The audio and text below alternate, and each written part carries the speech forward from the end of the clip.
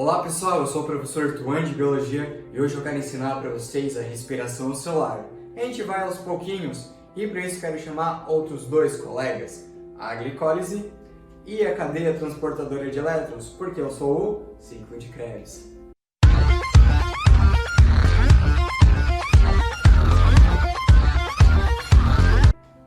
A respiração celular ela é um dos metabolismos utilizados pelos seres vivos para a produção de energia, mas é um tipo de produção de energia que precisa do oxigênio.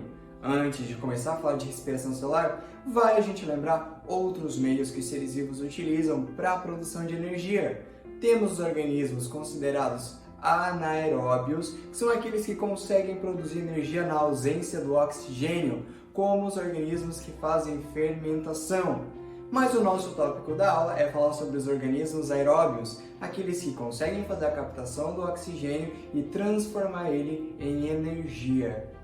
Mas como ocorre esse processo, todo esse metabolismo de transformação e produção de energia pela respiração celular? Eu já mostrei para vocês que ocorre em 3 etapas diferentes: a glicólise, o ciclo de Krebs e a cadeia transportadora de elétrons. Você lembra em qual organela citoplasmática ocorre esse processo de respiração celular? Se você não lembra, anota aí agora. São as mitocôndrias. Lembra das mitocôndrias? Organela citoplasmática membranosa, contendo uma membrana externa, uma interna, formando cristas, um espaço lá dentro chamado de matriz mitocondrial. É aqui que ocorre a maior parte do processo de respiração celular. Por que a maior parte? Porque as 3 fases ocorrem em lugares diferentes dentro de uma célula. Vamos começar aqui pela glicólise então. Essa é a primeira etapa, a glicólise, em todos os tipos de organismos, sejam eles unicelular, pluricelular, procarionte, eucarionte, ocorre no mesmo lugar, no citosol ou no citoplasma da célula. Então, tanto bactérias que são procariontes, como fungos, plantas, animais que são eucariontes, conseguem realizar glicólise. O que significa glicólise? Quebra da molécula de glicose. E ela passa por pelo menos 8 tipos de processos diferentes. Preciso decorar? Por enquanto não. A gente precisa entender como funciona esse processo de quebra de uma molécula de glicose e por que a gente precisa desses produtos para respiração celular. Vamos começar separando a glicose dessa forma: fase de preparação, fase de pagamento. Mas ela vai pagar o quê? Poxa, se ela tem que pagar alguma coisa é porque ela está devendo. Nessa primeira fase da glicólise, que é a fase preparatória, eu preciso quebrar essa molécula de glicose em 2. Quantos carbonos tem uma molécula de glicose? 6. Então eu preciso quebrá-la em 2 outras moléculas tendo 3 carbonos. Como eu vou fazer isso? Eu vou precisar de energia. Lembra das moléculas energéticas? ATP, NADH, NADPH, FADH2? São várias moléculas que funcionam como pilhas ou baterias que entram dentro de uma reação, liberando energia para essa reação. Nesse caso aqui, eu preciso de ATP. E o ATP ele vai ter que entrar nessa reação para quebrar essa molécula de glicose em 2 outras moléculas, contendo a metade do número de carbonos. Um é suficiente? Não. Então eu preciso gastar 2 ATPs nessa fase de preparação para dividir essa molécula de glicose em 2 moléculas de 3-fosfogliceraldeído. Esse processo parou por aqui? Não, eu só gastei 2 ATPs. Eu preciso compensar agora esses 2 ATPs que eu gastei, porque é energia, eu não posso ficar gastando energia assim à toa. Por isso que essa segunda fase se chama fase de pagamento. Eu preciso pagar o que eu gastei. De que forma isso acontece? Além do ATP, existe dentro dessa glicólise uma outra molécula energética, que é o NADH. O NADH, sem estar carregado de energia, ele é apenas um NAD. Ele precisa fazer o quê? Roubar o hidrogênio da reação, porque uma ligação com o hidrogênio libera elétrons, então libera energia também. Então, a um primeiro momento, vai ter entrada de um NAD, essa molécula aqui, sem a energia, entrou na reação, roubou o hidrogênio e saiu na forma de NADH. Opa, a gente já tem aí uma molécula energética que a gente vai usar lá na frente. Percebam que a glicose ela é quebrada em 2 moléculas, A gente segue um caminho só para explicar, mas tudo que ocorrer desse lado ocorre da mesma forma do outro, porque as moléculas são iguais e vão passar pelos mesmos processos. Então, se aqui entrou um NAD e saiu na fórmula de NADH, no processo de glicólise são formados 2 NADHs. Agora eu preciso compensar os 2 ATPs que eu gastei lá em cima. Para compensar, eu não posso produzir só mais 2, porque senão fica 0 a 0, né? O que vai acontecer?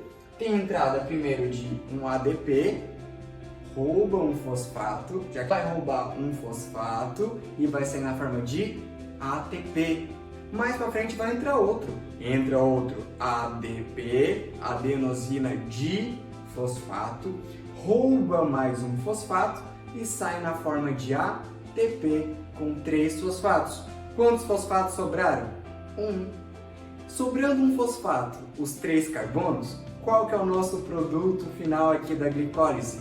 Uma molécula de piruvato ou de ácido pirúvico. Vamos duplicar tudo isso? Então vamos lá, gastou 2 ATPs, vamos jogar para cá. Saldo negativo de 2 ATPs. Produziu um NADH, então se são um em cada lado, 2 NADHs, vai lá para nossa conta. Produziu 2 ATPs desse lado, então produziu 4, 2 desse lado, 2 do outro, mais 4 ATPs. Se produziu um piruvato desse lado, produziu um do outro também, então 2 moléculas de piruvato. O que a gente tem de saldo final? Menos 2 ATPs, mais 2 NADHs, mais 4 ATPs e 2 piruvatos. Bom, se eu produzir 4, gastei 2, qual é o meu saldo final? 4. Menos 2, matemática básica, 2. Então cancela aquele menos 2, tira 2 aqui de baixo. O que vocês precisam saber sobre a glicólise? O resultado dela, o produto final, e é o que a gente tem aqui. Qual que é o nosso produto final? Memorizando agora, 2 ATPs, 2 NADHs, 2 piruvatos. A partir do momento que foi produzido 2 piruvatos a partir da quebra de glicose, esse piruvato ele pode seguir 2 caminhos diferentes. A respiração aeróbica, indo para o ciclo de Krebs, ou a fermentação, que é a respiração anaeróbia, né? Indo para a fermentação lática ou para a fermentação alcoólica. Quem é que decide isso? O próprio metabolismo do indivíduo. Se é uma bactéria, consegue fazer respiração celular? Não consegue, porque não tem organelas membranosas, então não tem mitocôndria. E onde é que ocorrem esses 2 outros processos? Ciclo de Krebs, cadeia de respiração, dentro da mitocôndria. Então, com o piruvato, organismos que são procariontes só conseguem realizar como metabolismo energético a fermentação. Qual dos 2 processos dá mais energia para os seres vivos? A fermentação, produzindo 2 ATPs, ou a respiração celular, produzindo cerca de 34, 38 ATPs? Fica a perguntinha aí para vocês. Um resumo sobre a respiração celular é que é um processo em que moléculas orgânicas como a glicose ela é quebrada na presença de gás oxigênio. E com isso é possível a formação, produção de energia e síntese de algumas moléculas energéticas, como o ATP, o NADH, o FADH. Nesse processo também são formados moléculas de CO2 e de água. O primeiro processo de respiração celular a gente já viu, a glicólise. Onde mesmo que a glicólise ocorre? No citoplasma de toda e qualquer célula. As próximas etapas que vocês vão aprender é o ciclo de Krebs e a cadeia respiratória. Onde que ocorre cada uma? Espere um pouquinho que você já vai descobrir. Na sequência do que vocês tinham aprendido, a quebra da glicose para formar 2 piruvatos que vão entrar na próxima etapa da respiração celular, a gente tem o famosíssimo ciclo de Krebs, que é um nome que assusta, porque quando joga lá no Google ciclo de Krebs, aparece essa imagem. E essa imagem assusta. São muitos processos que ocorrem. Como que eu vou decorar todos esses processos? Não precisa decorar por enquanto.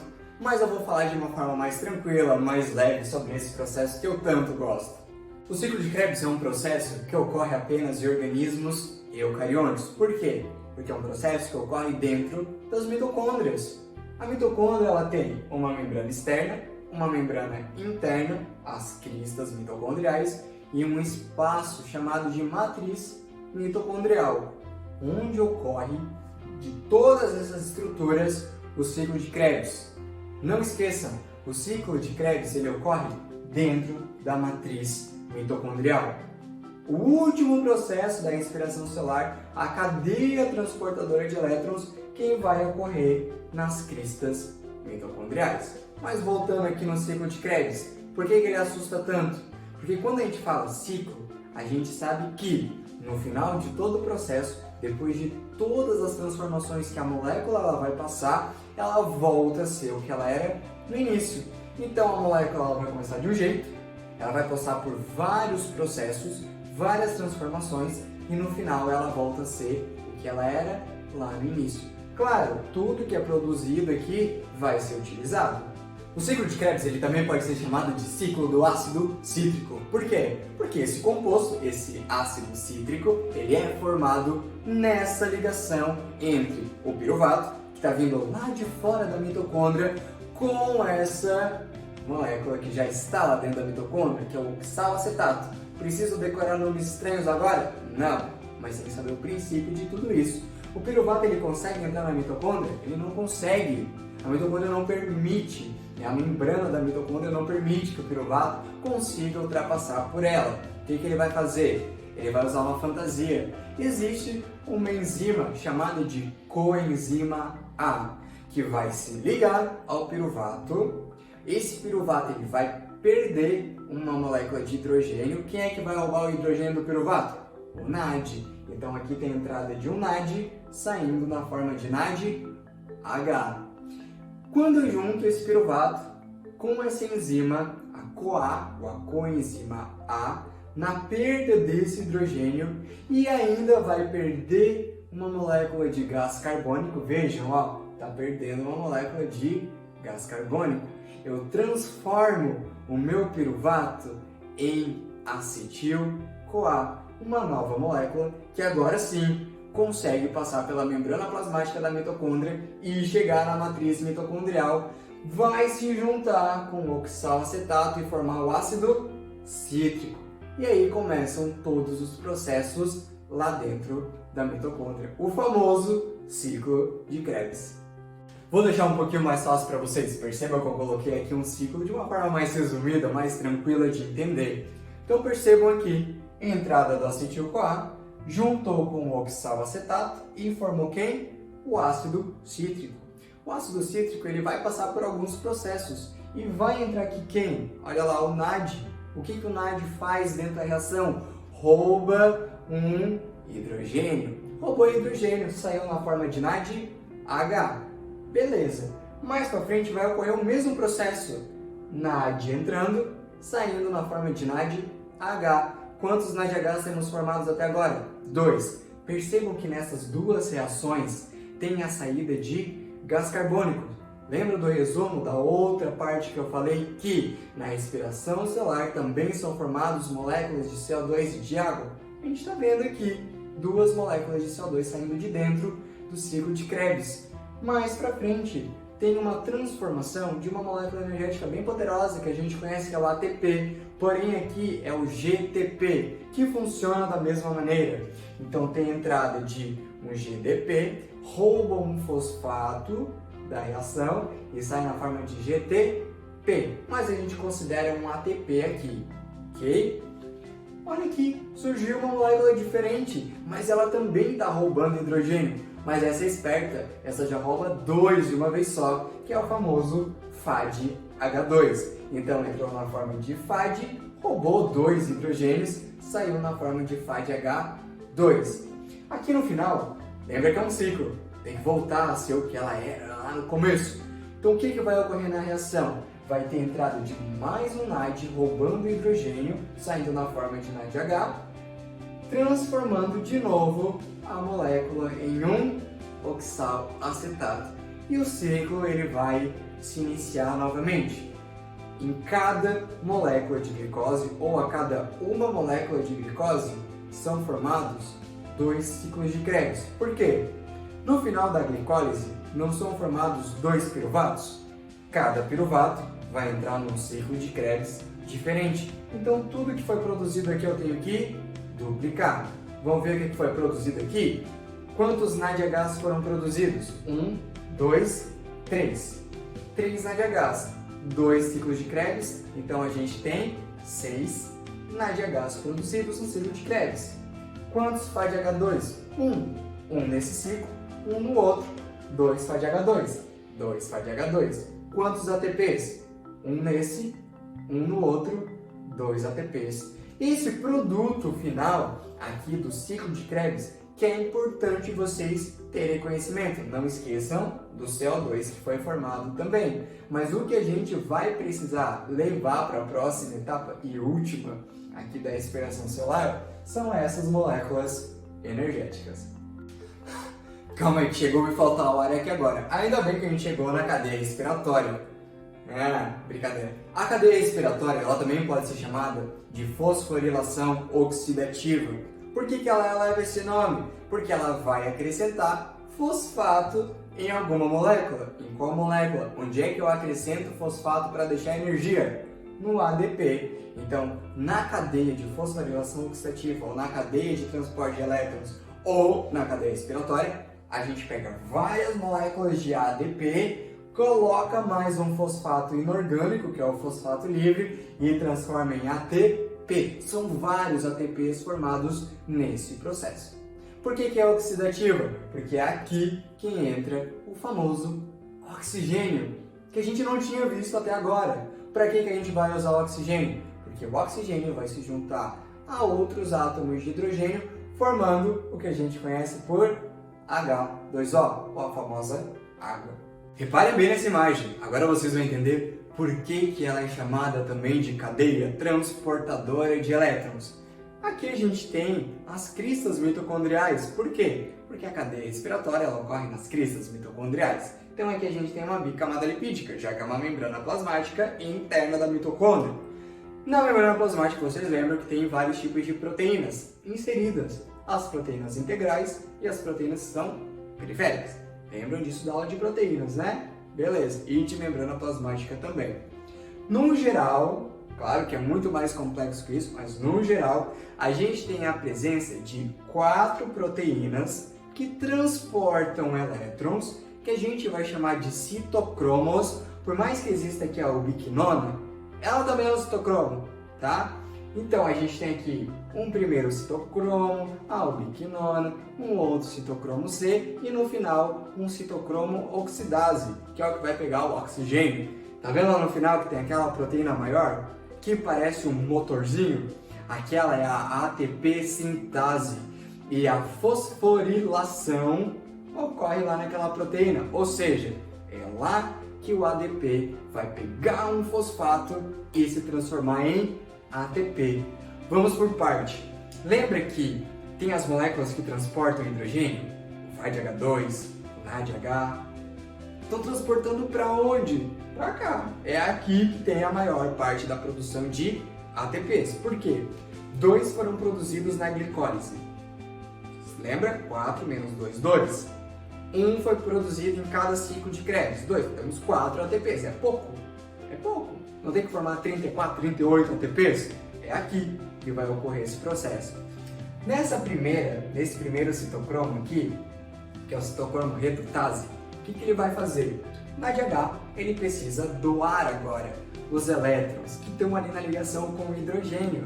O que vai acontecer? Nesse primeiro citocromo vai entrar a molécula de NADH, vai liberar 2 elétrons e o hidrogênio para fora, para esse espaço intermembranas entre a membrana externa e as cristas mitocondriais. Então esses hidrogênios eles ficam ali dispersos.